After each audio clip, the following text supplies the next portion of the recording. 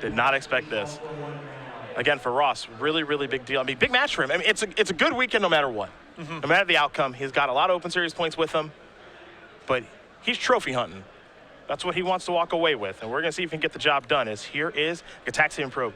2 dazes, a Treasure Cruise, a Brainstorm, a Curd Ape, along with a Volcanic Island and a Misty Rainforest. But seriously, this is what I'm talking about. Yeah. This Curd Ape's going to be 2 power in a spot where Nimble Mongoose would not grow very fast. And assuming that Steven doesn't die against Curd Ape backed up by double days. That's a pretty good opening. There's a Cabal Therapy. Womp womp. Well, it was backed up by double days. Get those out of the hand. Could have taken Curd Ape. No respect. I mean, it's not indefensible because then Steven has no pressure, but probably just take the dazes and kill Steven pretty fast here would be my guess. I think that might be probably a better plan. Here's Gataxian Probe. There's the hand, a Ponder, a Treasure Cruise, a Brainstorm, along with the Misty Rainforest. Which in its own way is not a great hand for Ross to see, just because if Steven gets to untap, he has a lot of redraws to a piece of permission. And Ross does not want to play against the uncertainty. Not only does he not like playing against Forcible, you don't like playing against a hand where you don't know if they have counter spells. That's even harder.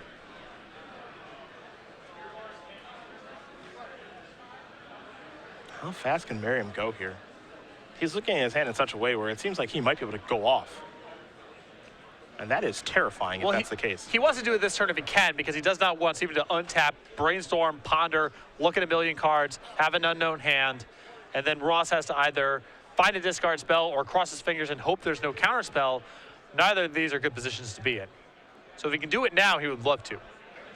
Merriam with a second land there in Polluted Delta. He will sacrifice that, going down to 15 in the process.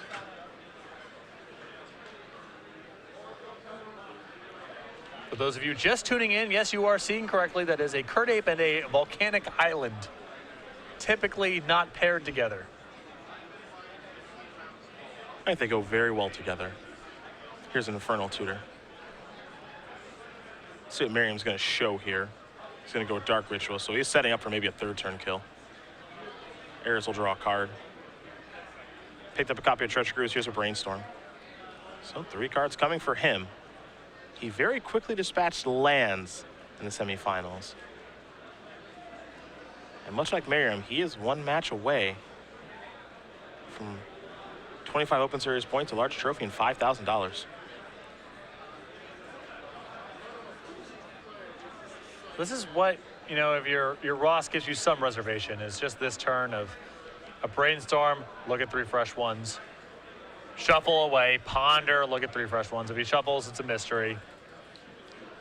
Ross potentially setting up to kill next turn, but it's still not great to be working with some uncertainty. You just don't know what he's worked his way into with the Brainstorm and the Ponder for the turn. That's what's so scary about it. And here is Ponder. Curd Ape has found a forest for itself to hang out in. So lucky. Rather tropical, where a monkey should be. Yeah. Looking at a Curd Ape and 2 Forge Bolts, which I imagine isn't going to do it here. The red team. They're just going to shuffle. I was going to say, that's a very aggressive keep there. Yeah, it'll take a moment to get in as well. Whatever the second Curd Ape, you know, if then it's 4 turn, you got some burn spells to finish him off. I like taking a random draw there. Attention players, appearing is Shin Yang, Jim Davis, or Matthew Shabuski. Again, Mystery card from the Ponder. Was a Brainstorm. We'll go back to Merriam.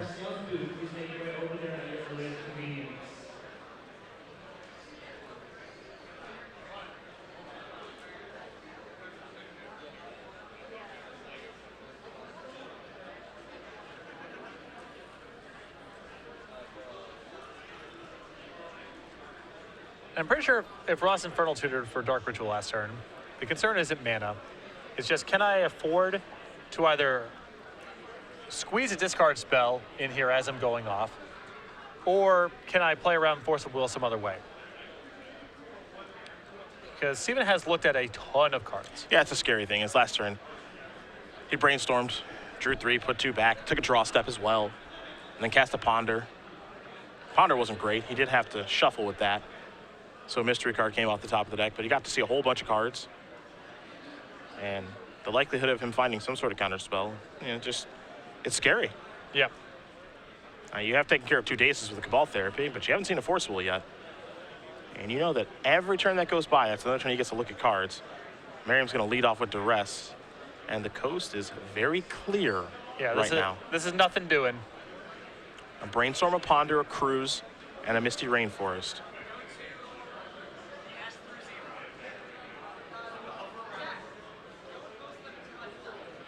Merriam has to decide what card to take.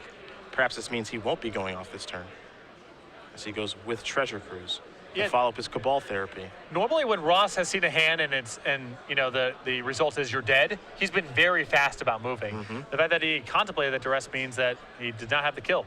The Ape is coming in. Puts you down to 11. To follow up is a Ponder. Take a look at a couple cards here. Wasteland. Looks like Spell Pierce too. Spell Pierce is a nice one. Yeah.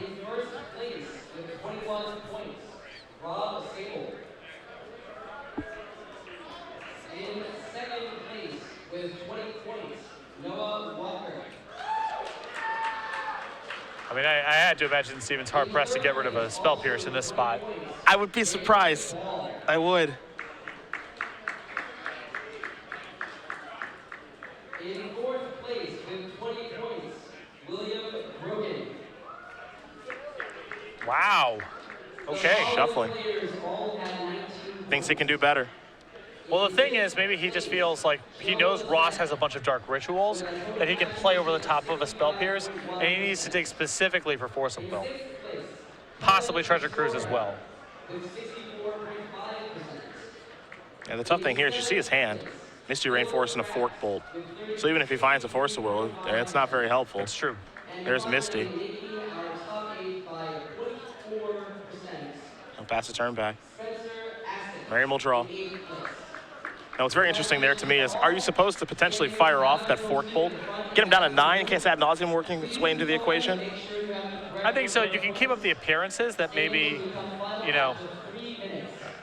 that you have Force of Will plus blue card, but I do think you should just fire it off. Grim Tutor on the stack.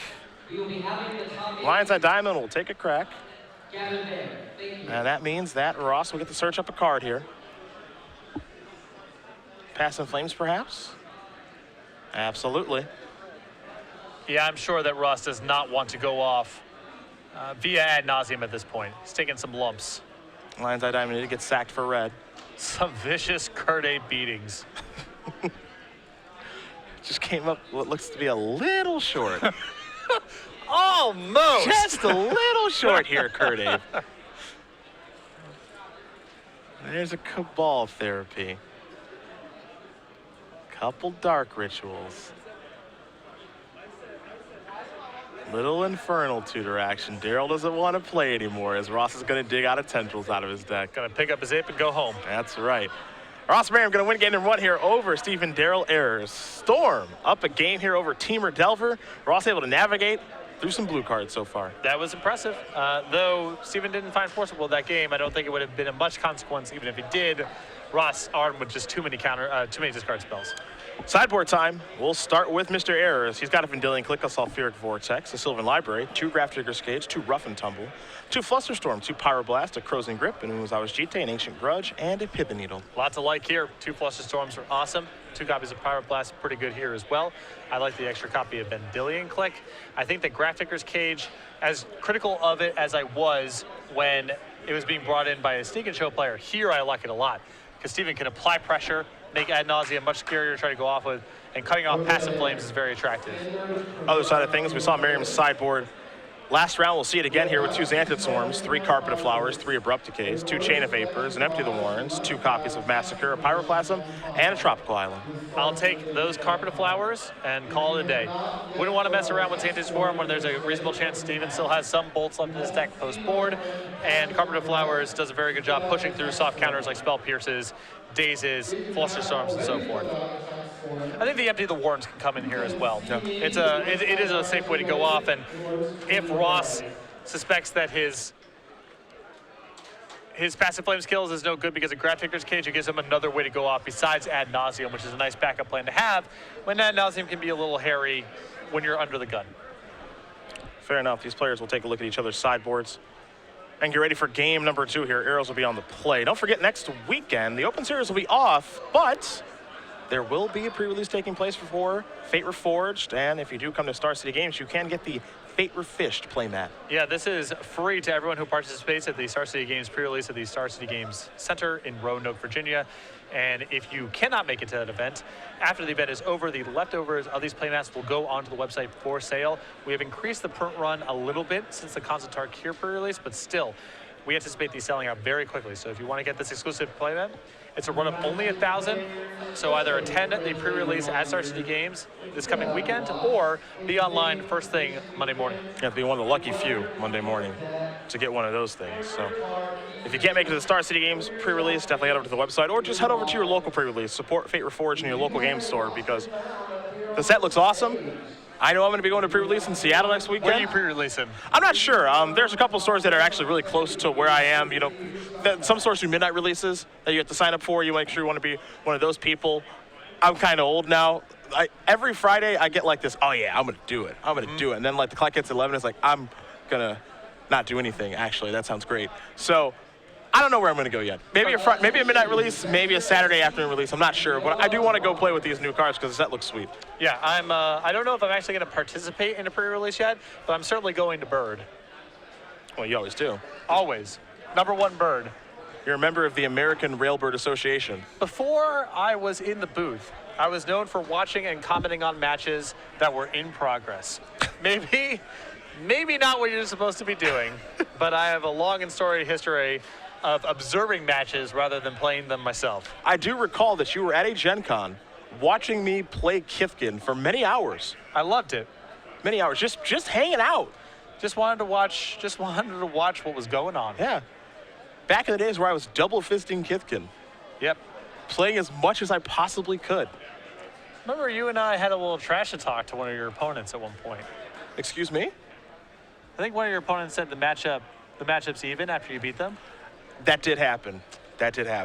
Spoiler alert, it was not even. No, it was not even. It's not even. And it's just unnecessary to try to disrespect Kithkin like that. Because there's no even matchups with Kithkin. They beat them all. I think I might have said the matchup down here is even, pointing to the table, but the matchup up here, pointing to your head, is not. There was some trash talk by you. Yeah. By you. See, you did the talking for me.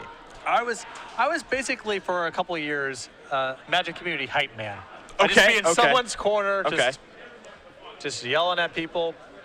But this is a better place for me. Hype men have made a lot of money over the years. Eventually, I also would have gotten suspended by the DCI. I feel like. So, for all parties involved, it's better that I'm here. Stepped away.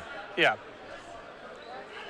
We only get bits and pieces of you now. The little flashes of that past life. And then you dial it back, and then it comes up again on occasion, every couple of rounds or so. The ebb and flow. Yeah. Absolutely. But you have to be who you are. You got to let it out sometimes. If you're trying to contain it the whole time, you're being disingenuous. Yeah. So this Curd Ape love, for example. Absolutely. Just letting it out. You're a hype man for Curd Ape right now. Available at StarCityGames.com right now, by the way. The past isn't over. It's not even the past. How much damage do you think you've dealt with Curd Ape, roughly? Whew. Oh, man. Thousands? Definitely 4 figures. Oh, No wow. question. Hello. No question. I mean, you're going back, I'm telling you, with Curd Ape, we're going back to like 1995, 1996. It's a long history. Remember when it got reprinted, too? I think in some base set or whatever. I was playing competitive Magic then. I've been attacking with Curd Ape for more years than I was in school in my life.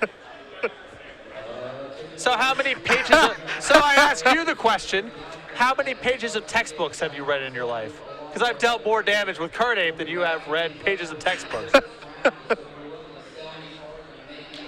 That's quite a few points of damage. Yeah. But I can't read pages of textbooks 2 at a time. Sure. You can deal damage 2 points sure. at a time. Well, I was also doing it 1 at a time with plateaus and powers and Sure. all sorts of other decks. I You know? suppose sometimes you do have mana issues. So, That does work its way into the equation. Some jerks don't raining your Taiga.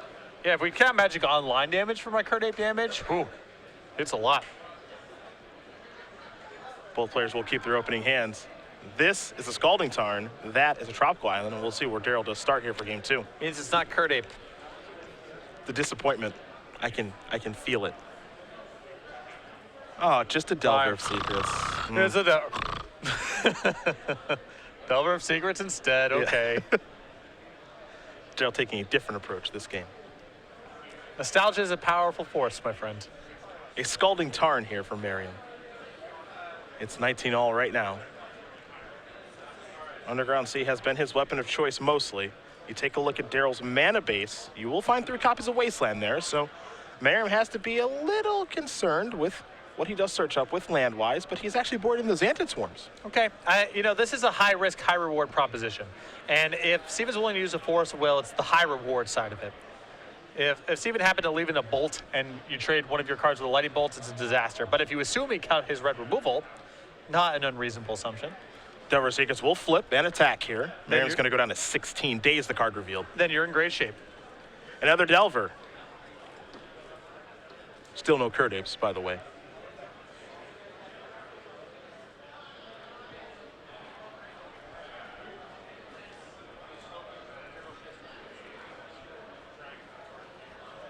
A sleeve will be replaced here by Ross. The card that Ayers did remove to his Forceful, by the way, was a copy of Treasure Cruise. So one less of those for Ayers to draw to.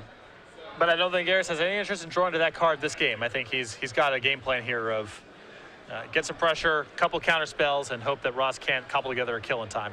And we've seen this be effective against Storm in the past. This is the kind of start that a Teamer Delver player would want.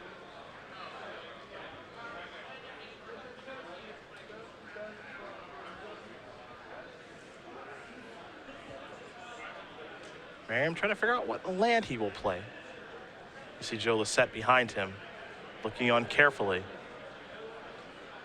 These guys became pretty good friends at the Players' Championship, but they are competing right now for an invite to the 2015 Players' Championship on that Season 1 leaderboard. This is not just a match for Joe to watch. He Yeah. has some vested interest in this, and probably every single one of Ross's matches alongside Kevin Jones's and Jim Davis's for the remainder of Season 1 at least.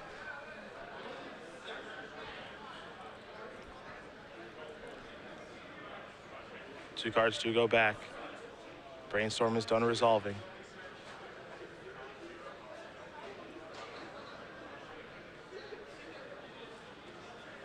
And just a passing of the turn. Take a look with Delver. Ding, ding, ding.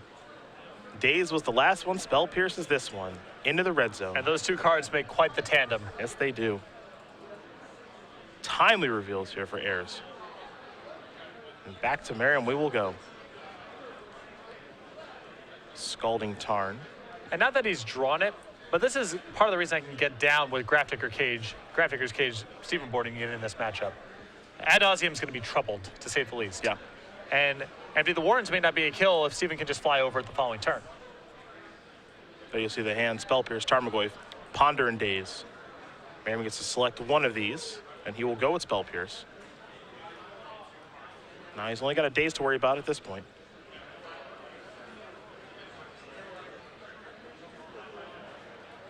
Daniel Cahall, please report to the stage. Daniel Cahall. Down to 9. And when Ross has moved like this, I think he's going for it. It might be showtime. It's an Underground Sea.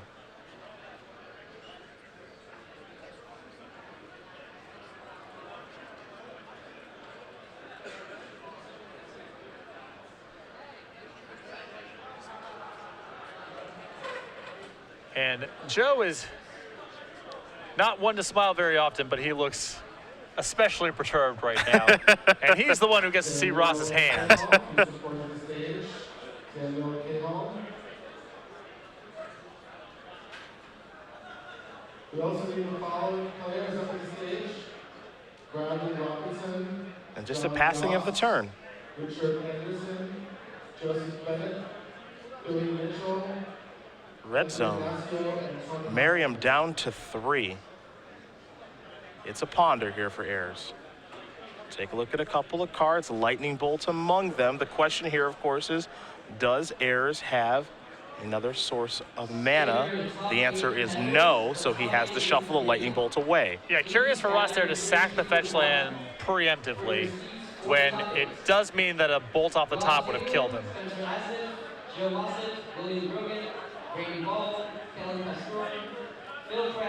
Two copies of Daisy in hand, so really just wanting a land. It gives him 2 dazes. Ross can't kill with Empty the Warrens, probably can't kill with Ad Nauseam. No graveyard here, to speak of at least for the time being, for Past in Flames. Gonna be tough. Merriam will draw.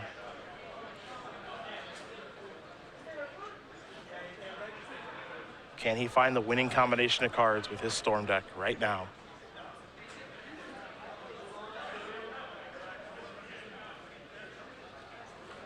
He will start with a Brainstorm. That will resolve. 3 cards coming here from Merriam. 2 will have to go back.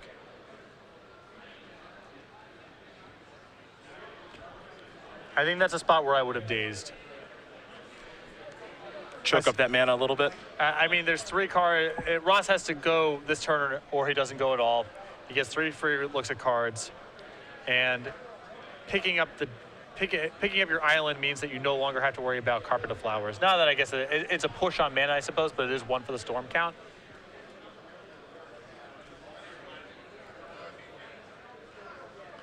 It's very close when you're supposed to use this daze. Very, very close. 2 cards are back. This is a Polluted Delta.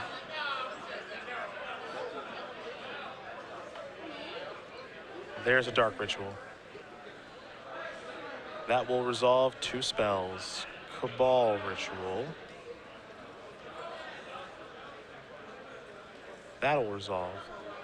Lotus Petal. Lion's Eye Diamond. Tendrils. All that does is keep Merriam alive. It's tendrils for a lot, not tendrils for lethal. Yep. Merriam was hoping that Ayers would cast some sort of spell, throw a daze in the mix, a Force Will, something. Couldn't get him to do it. So now he's on the hunt for Past in Flames, and Ayers will take the opportunity to play a Brainstorm. Spell Pierce among the cards. I still think there is a lot of danger there in allowing that Brainstorm to resolve, but the way things shook out was better for Steven not to cast it.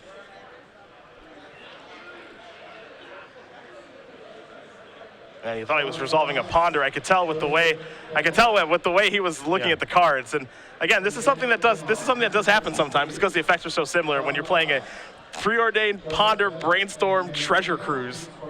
Take the top 3 cards of your deck and put them into your hand in some capacity. Yeah, and now he will shuffle his hand around a little bit and reevaluate his decision. Been a long day for these 2 players. Yeah. Stressful as well. Yeah. We will need your deck. Again, now 2 cards will go back. we believe you have made the top 8. Please bring us your deck. But Brainstorm, a great deal better than Ponder in this situation, as he found a Spell Pierce in there, and he was actually going to shuffle. Yeah, I mean, he gets to keep a land and a Spell Pierce Yeah. to pair with his days is insane in this spot. No, just going to pass the turn back. Merriam's going to go down to 8, get a land out of his deck. Wouldn't be surprised if it's Volcanic, as he is drawing 2 Past in Flames in this situation.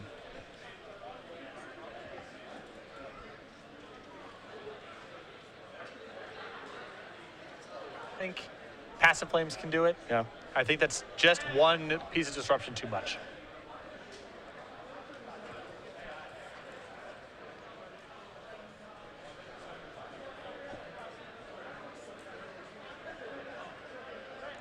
Let's see what Merriam's draw step will be.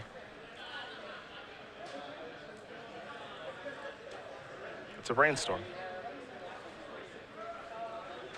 Not a bad start. Take a look at 3 cards, have to put 2 back. Brainstorm empty-handed is nowhere near as powerful as it can be in this Storm deck. But it's better than nothing here on the draw step. And Ross can't shuffle, so at this point he knows if he can play on or not. Yeah.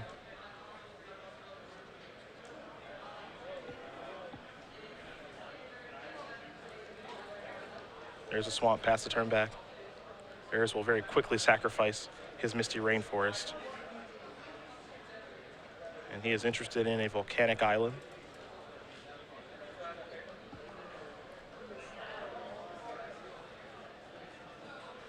We'll see what his draw step will net here in just a moment.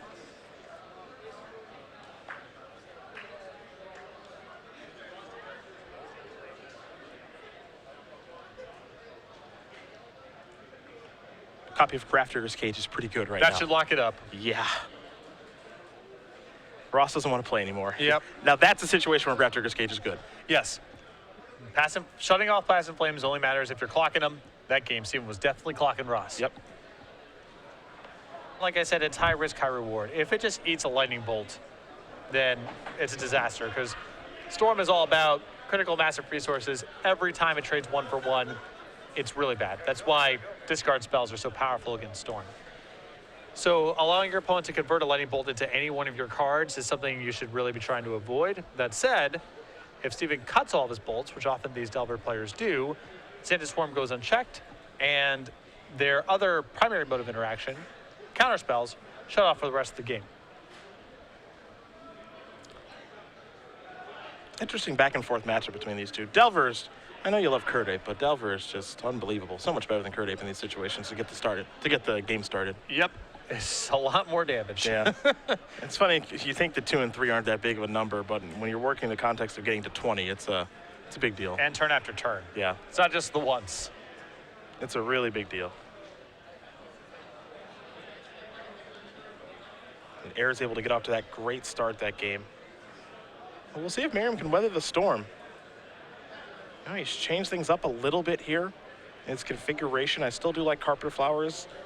Xanthus Swarm is close to me. Empty the Warrens can be very good in certain situations. You take a look at Ayers' deck list. It's not a stifle version of Teamer Delver. He does have access to Rough Tumble in his sideboard when a bunch of goblins do show up, but we could see a game-winning Empty the Warrens. It's possible, and I don't think Rough and Tumble can come in. I think that, Steven has to view Empty the Warrens as the third way that Ross is going to go off. The easiest way is Passing Flames, and Grafdigger's Cage is very good there at shutting off Passing Flames.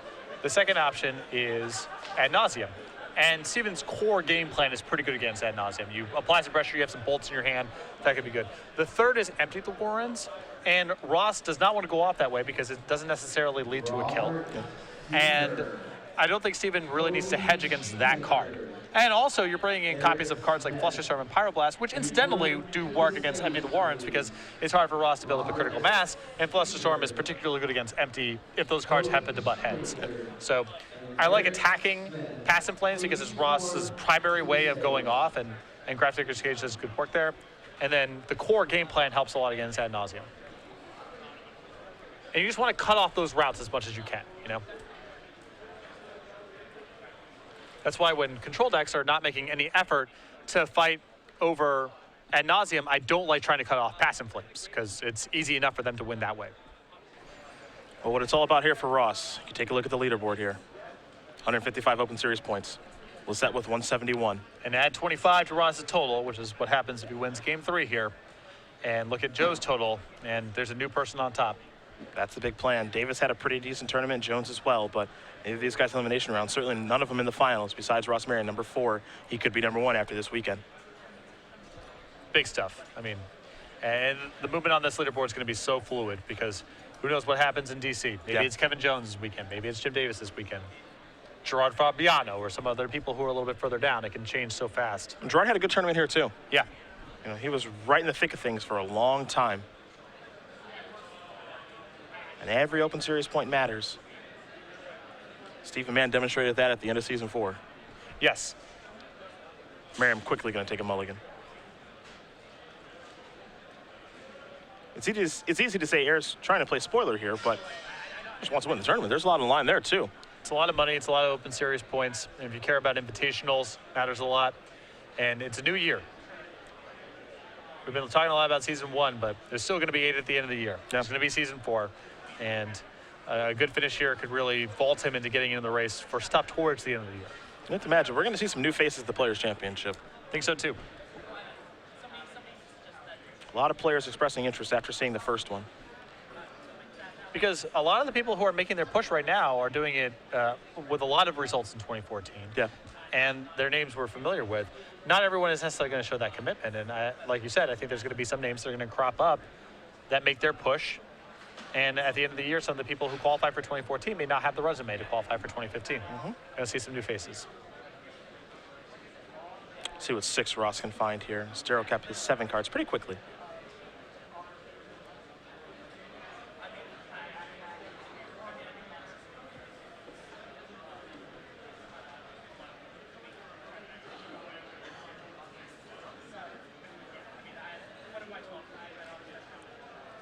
This may be the toughest matchup Ross has played all day. I think so. He's going to start with a Gataxian Probe. Force of Will, Delver of Secrets, Curdape, a couple of lands there. Misty Rainforest ×2. Tropical Island, looks like a Dillion Click's jammed in there as well. A fast clock, Force of Will, and a blue card left over, some lands. Little land heavy, I'm sure Steven would love to cash in one of those lands for a spell, but that's a really good opening hand.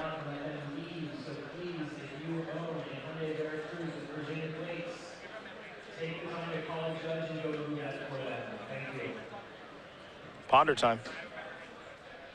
Ayers certainly not going to fight over that. Merriam going to quickly keep with his Ponder. Any passing of the turn. Ayers will draw. Copy a Daze. Sacrifice that Misty Rainforest, and it's ape time. Had the opportunity to deliver a Delver there, opting not to. Wants another blue card in his hand. Going for the bird in the hand instead of, or the bird in the hand instead of 2 in the bush. Ah, yes. Yes.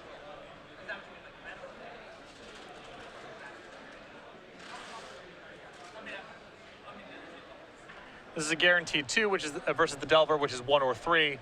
And the tiebreaker may just be I get to keep a blue card in my hand.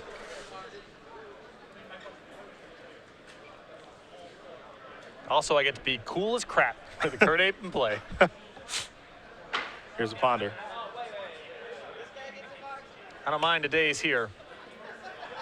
Yep, Daze doesn't seem too bad at all.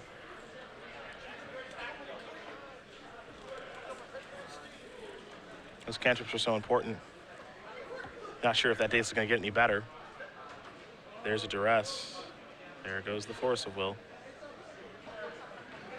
Ponder the draw. Well, I mean, what that implies is he's not going to get himself a green source of mana. If he does, it's a little bit awkward. Yeah, I think he may have just moved too fast here. He could have fetched for a Trop, for example.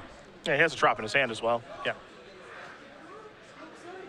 It looks like he was dead set on just playing Volcanic and casting a Ponder.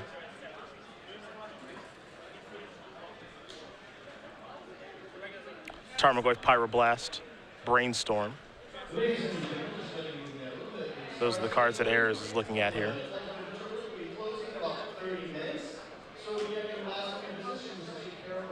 The big question here is the Pyroblast really worth anything? Could be very good if Ross has another follow-up cantrip. It's also the type of card that's liable to be stuck in his hand. Mystery card coming here for Ayers in just a moment.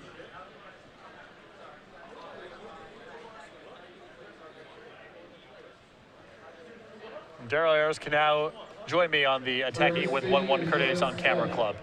It's an exclusive list. Not many on that one, Not many. Yeah. For those of you watching, you don't want to be on that list. Well, it depends. On? Not everyone gets to tell stories after their rounds, you know? Some people play their matches, nothing happens, they win, they lose, and it all drifts away over time. Need those memorable moments. Or you can just be attacking with 2 Curdace with a Plateau and a Wasteland in play. Oof.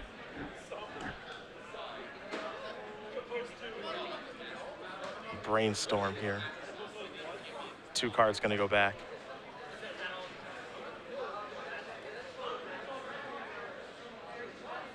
That's a Trop. Merriam will just have to pass the turn back. Time for Ayers to draw. Copy of Delver's Secrets. Not a lot of permission in his hand. No, he can get a good clock going here.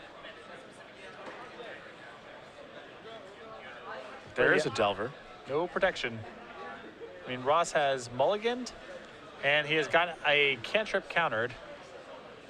He's just going to deal 1 again. No interest in finding a trap. A little surprising. Very patient with his fetch lands.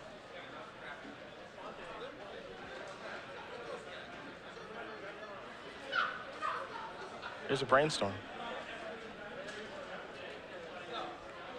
Clearly trying to represent some amount of strength here in his hand. I don't know if he's trying to bluff Pyroblast possibly, but now the cat's out of the bag if that was the case.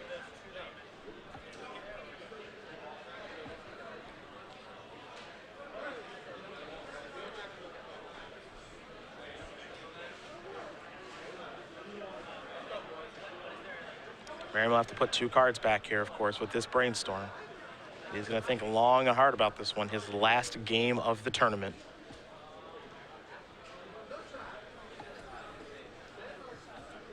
And the coast is relatively clear. The question is, has he just been stripped of too many resources? With the mulligan, with one of his cards getting hit with the counterspell, with a duress now. The duress was great getting a Force of Will, but again, it's just, does he have the critical mass? He has to worry about Vendilion Click too. Because that's in Ayers' hand right now. His one up in the sideboard is looming. I suppose the reason to play the fetch land there and not crack is because right now Ayers cares so much about what card he draws that he wants to have the ability to shuffle away a bad draw on a Delver reveal rather than deal the extra point of damage. Sure. And I can kind of understand that because his draws are so polarized right now. His best draws are insane, and his other draws don't really add too much to what's going on right now. An island there for Merriam after resolving a brainstorm, so not a fetch land to clear the top of his deck. It's an incredible amount of patience. Yeah. Perhaps still better served playing the Tropical Island last 2 turns ago, but I can understand the rationale for not cracking this turn. He wants to draw something meaningful.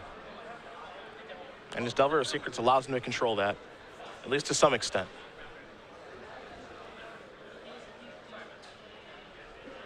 Getting an extra crack at Force of Will or even Spell Pierce, Flusterstorm, it matters a lot. Take a look.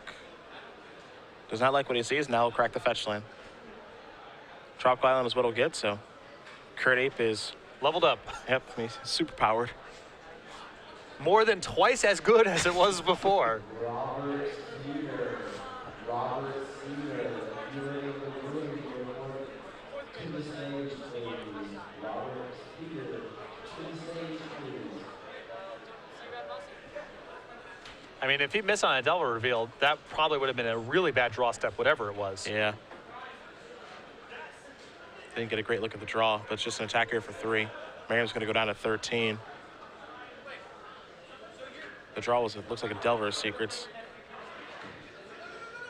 Scalding Tarn and a pass.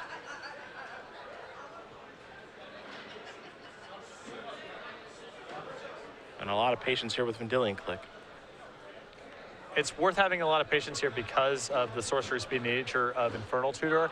If Ross gets it all sloppy here, it can get trapped. Yep. Lotus Petal.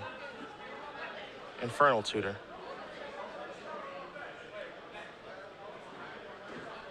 Will Ayers make a move? I mean, this is a pretty tempting time to cast Vendilion Click. It's tough. I mean, yes and no. Merriam could be trying to bait him in here. Exactly, but you know, the non-Hellbent Infernal Tutor is usually a pretty good time to go for an effect like that. Ball Rituals.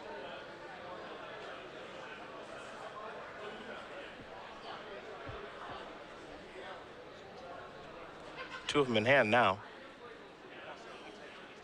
Daryl going to get out the Storm die.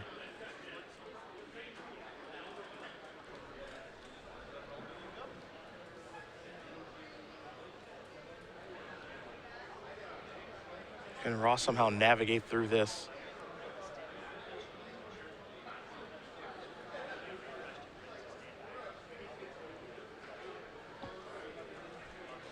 Does he just pass the turn, or does he keep going? He's going to keep going.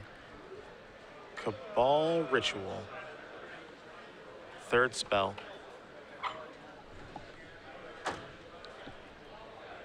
So tough here because, you know, Ross knows about the Vendilion Click. And so if you're a Steven spot here, are you being trapped? Are you giving, you know, Ross an addition to the storm count that he doesn't care about? Modern players. But if you're going to cast the click anyway, this feels like where you stop it. Doesn't seem like a bad time. There is Vendilion Click.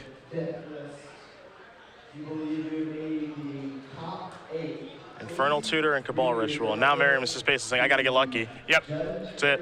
He at least had something. Yeah. Because if Steven says, all right, keep your hand, Ross is dead. Yep. So he at least has some draws.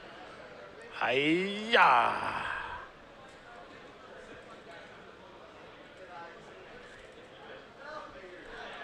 Did he find anything? Nope, just has to pass the turn back. Still not the end of the world for Ross, though. He has a Cabal Ritual left over in his hand, a lot of lands in play. Pyroblast the top card. Daryl timed that well with the Vendilion Click too, because if he doesn't, things end up going very poorly for him. Yes.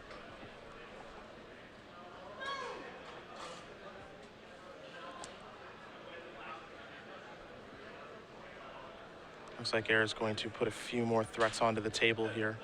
Delver Secrets and a passing of the turn. Merriam, is it a perfect draw step? It is not. That is going to do it. Steven Daryl Ayers is going to win this match here over Ross Merriam 2-1. Teamer Delver gets the job done. He is your Legacy Open champion here in Philadelphia. A tough matchup. I think Ross going over his head right now. Was there some way for me to Vendilion Click in that spot? Yep. You know, Ayers' draws was so punishing there. A lot of counter spells, good pressure, and then Vendilion Click was just too hard to work around.